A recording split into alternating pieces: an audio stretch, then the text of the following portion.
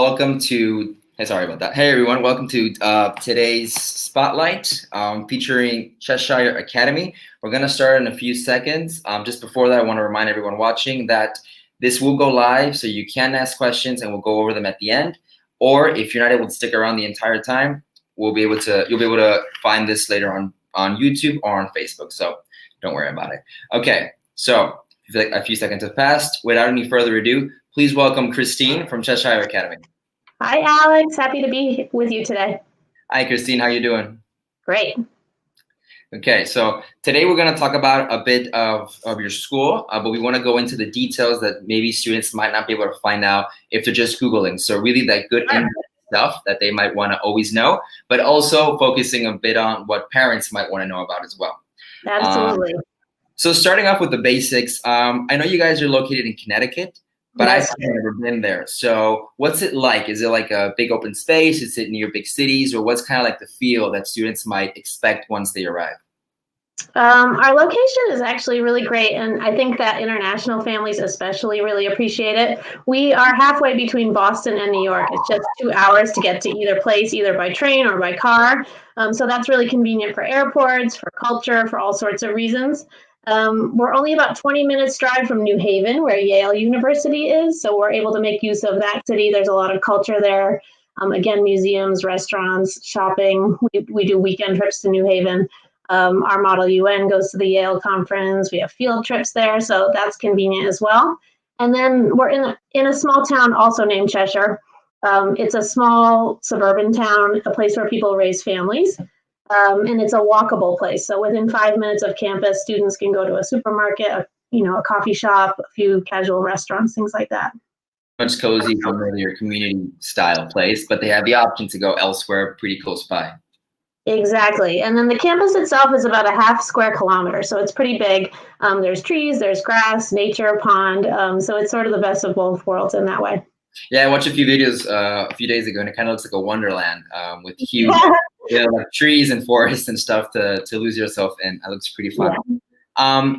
Apart from that, I saw that you have multiple fields like soccer, for football and baseball. So what are usually the sports that international students are mostly interested in once they go? We have a lot of different athletic offerings, but I would say the signature sports that we're known for, American football, lacrosse, and basketball are probably the top ones. We have some amazing athletes in those sports that go on to play, D1 college and also professionally ultimately. And then some unique sports we have, fencing. We've got a robust tennis program. We have skiing, which I know a lot of people find appealing. About 10, 15 minutes down the road is a small mountain that we're able to ski at. And so we have recreational skiing or competitive. Baseball, softball, lots of different offerings. Okay, so that's super great. Diverse students will have different options to practice what they already love or try new things, like for example, skiing. But I've never done that. I think I've been in snow twice in my entire life. So we have a little bit of snow right now, and so we quickly adapted and organized a trip this weekend for sledding and for skiing this weekend, just for fun for the kids. And for sure, we absolutely encourage people to try new things. So there's a place for beginners or seasoned athletes or anything in between. Okay. And regard to that, what's it like when a student first arrives? Because I know sometimes it can be a bit weird coming in from a new country. So what's that adaptation process look like?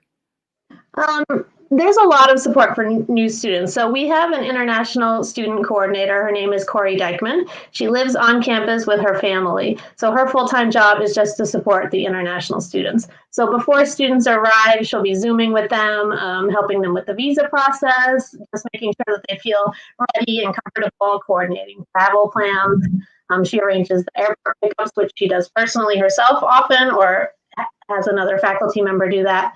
And then when students arrive, we have an orientation program. So a few days before school starts, come to campus, really get an in-depth tour of the campus, get your email set up, figure out where your classes are, meet other students. We have peer mentors that welcome new students to campus and make sure they're feeling happy and healthy and meeting other kids.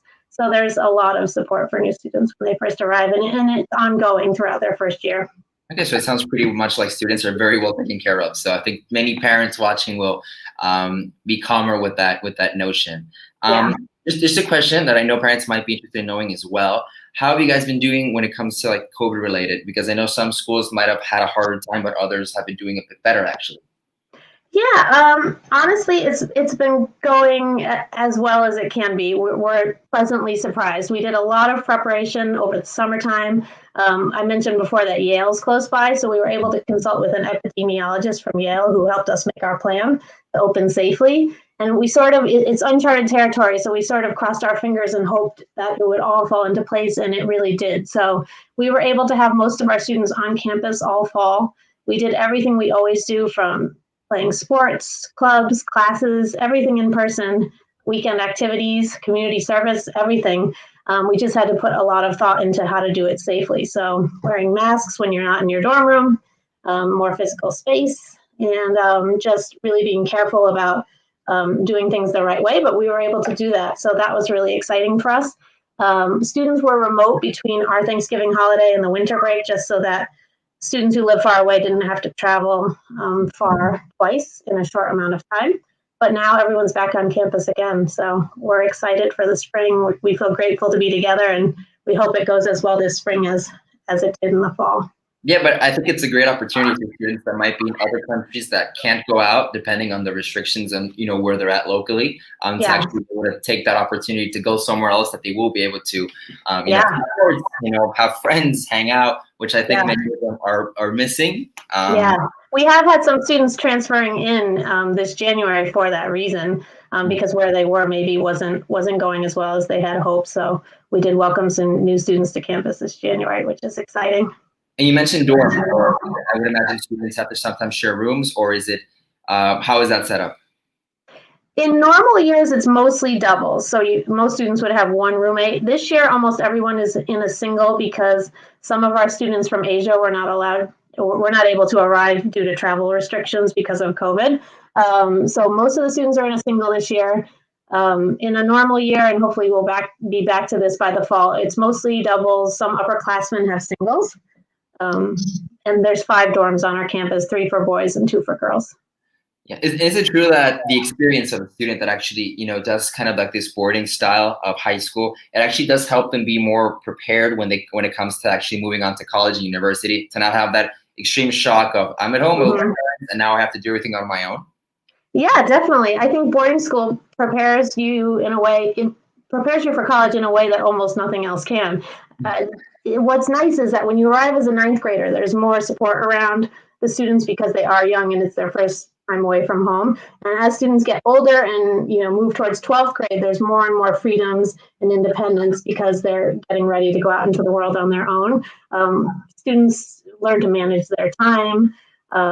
They learn life skills like doing their laundry, learning how to iron a shirt, things like that, and just gain independence and the confidence that comes from tackling going away to school and succeeding. So basically, regular preparation for life in general, not just university. I think so, and it's such a diverse place with people from all walks of life all over the world. I think that prepares students for life as well, because I know I grew up in a small town in Connecticut, and it was a great place to grow up, but everybody was sort of like me. In a place like Cheshire Academy, you get to meet people from backgrounds and places that you never would anyway in the town I grew up in. So I think that prepares you for life as well. Would you say the main factor where international students mostly come from, or is it more widespread than diverse? So our school is 1/3 international and 2/3 students from the U.S. Of that 1/3, there's a lot of geographic diversity. We had 31 countries this past year represented. We have students from, all over Africa. So we have a girl from Zambia. We have students from Nigeria and Ghana. We have students from Mexico. In Europe, I can think of Sweden, Spain, Ukraine. We have 2 new students that I mentioned this semester coming from Lebanon and Kazakhstan. We have Asian students, China, Japan, Korea. So it's truly all over the world. So it's pretty safe to say one student or another that's going to be there with you. So you won't feel that alone. Yeah, there's for example, I mentioned there's a girl from Zambia. There's just one girl from Zambia. Certain countries do have multiple represented, but it's a place where people choose it because they're interested in other cultures. I think you wouldn't choose Cheshire Academy if that wasn't something you were interested in. So people are eager to meet students from other places. Yeah, and I was 1 year technically abroad, and it did help quite a bit. I was the one that left, so I was actually the only international student there. But overall, it did help quite a bit to expand a bit my horizons culturally, and just the way I was thinking. So I'm pretty sure that's something that will help many students going. Going back a bit on dorms and how the setup is for students. What would be like a typical day for a student at Cheshire? Sure. So breakfast usually would be between 7:30 and 8. First class starts at 8 on most days. We have a rotating schedule, so you might have a free period your first period, but usually probably not. Classes through to lunchtime. We have maybe 45 minutes for lunch in the dining hall, and then classes again until about 3:30. And on any given day, you might have 1 or 2 free periods, like I mentioned, so students can choose how to manage their time. They can get extra help. Lots of opportunities for that. You can go to the library and study. You can go back to your room, student center. You sort of have to decide how you want to use that free time. And then we have afternoon activities from 3:45 till 5:30 or 6 at night. And that's when you would be playing a sport or involved in theater or whatever you choose to do in the afternoon program. Dinner is between 5:30 and 7:30, but you wouldn't really need 2 hours to eat dinner, so you have some free time before and after to either hang out with your friends or get some homework done. We have in-room study hall, 8 to 9:30. So students are at their desk with the door open, getting their homework done. And then a little bit of free time before lights out. So if you need to do some more homework or you want to hang out with your friends, sort of some flexibility there. That's a typical day. Okay, so it's get stuff done, but also have some sort of freedom surrounding like their day to day. The weekdays are pretty busy. So, like it's structured, but there's a time carved out to do various things. So there's club time and there's extra help time. It's sort of organized in a way where you can be well-rounded and play sports and be involved in arts and still have your academics. So a good time for it. Yeah, exactly. And speaking about studies and academics, what's kind of like the program setup that you guys have for students? I would definitely say that every student's schedule and program is tailored to them. There's not one path or 2 paths that we push students down. Every student has a different goal that they're working towards, different interests, different strengths. And I think that the faculty does a really good job of customizing it for every student. Some special offerings that we are an IB World School. So for 11th and 12th graders who want to challenge themselves, they can take those IB courses. And if they do well, they might receive college credits, just like with the AP program.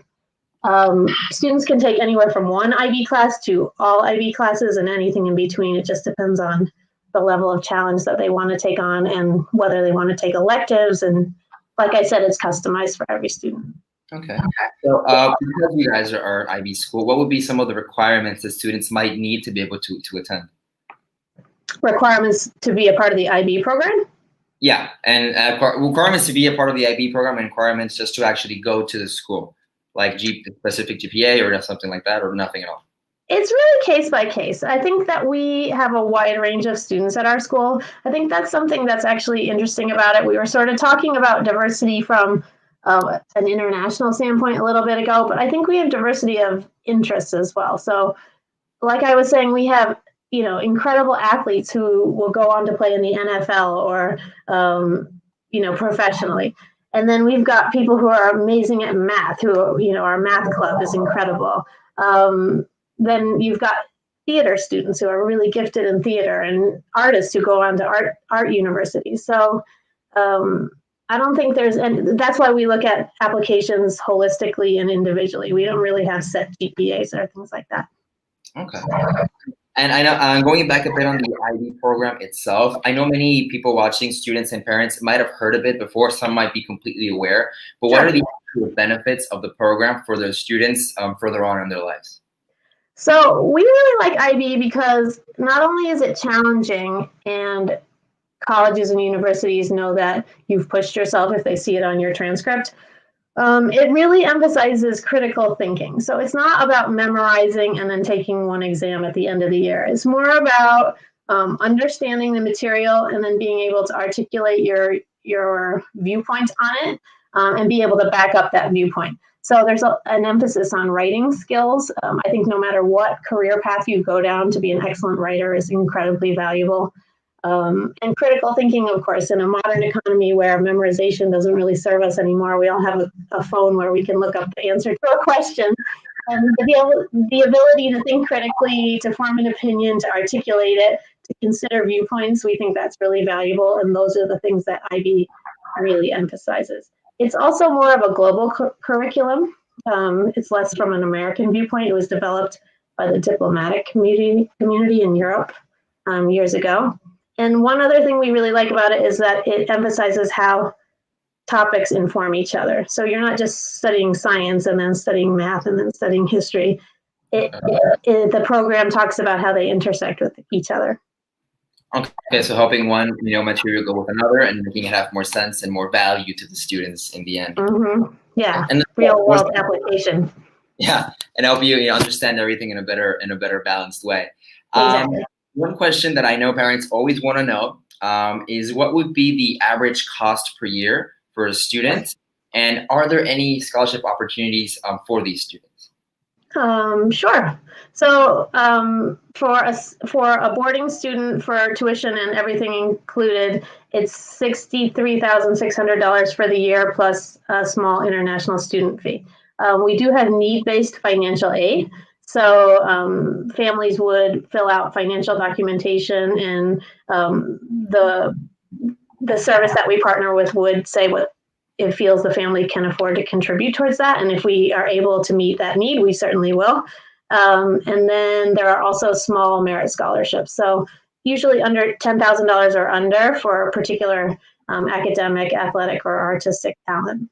Okay, I think many people are watching quite a bit, so just doing that. Before we wrap up, I want to show everyone watching how to find Cheshire Academy on applywave. So I'm going to share my screen, and then we'll come back. So just 1 second. There we go. So I am right now on Cheshire Academy's actual profile page, but I'm going to walk us through to get here. I'm going back to the home page. Just a second. Now, one password, if you haven't registered yet, you can do so with your Google account or with Facebook. In this case, you'd click on study level high school and then write out the name. So Cheshire Academy, click the name, go to search, and this will take you to the pre-profile of the page where you'll be able to see some basic information, as in this case, tuition, scholarship opportunities, and the location. But if you click read more, then you'll be taken to the actual profile, which we were at the beginning, and you'll be able to see a lot of more detailed information about Cheshire Academy and actually click to begin your application. Of course, you'll also see geographic location and a bit of a gallery with pictures and videos that'll kind of show you the vibe and the lifestyle of campus, for students overall. Now, finally, back to you, Christine. Any final things, any final, tips and tricks, mentions, things you'd maybe want to share with the students watching right now? Sure. I would just say that I know I am often asked what I look for as an admission officer when I read applications, and I would just say be yourself. The most successful interviews that I have are when students really are honest with me about what they love, what their goals are, and instead of giving me answers that they think I might want to hear, just are their real self. I'm so excited to get to know everyone's unique and unique personality and hear about what they want to achieve. And so that's my best tip for your interview. Okay, so be expressive. Final tips. Okay, so Christine, thank you for being here today, for your time, for all your wonderful information for the students. Now everybody watching knows exactly who they'll talk to once they begin their application with your school. And that's it. That's a wrap for today. So thank you.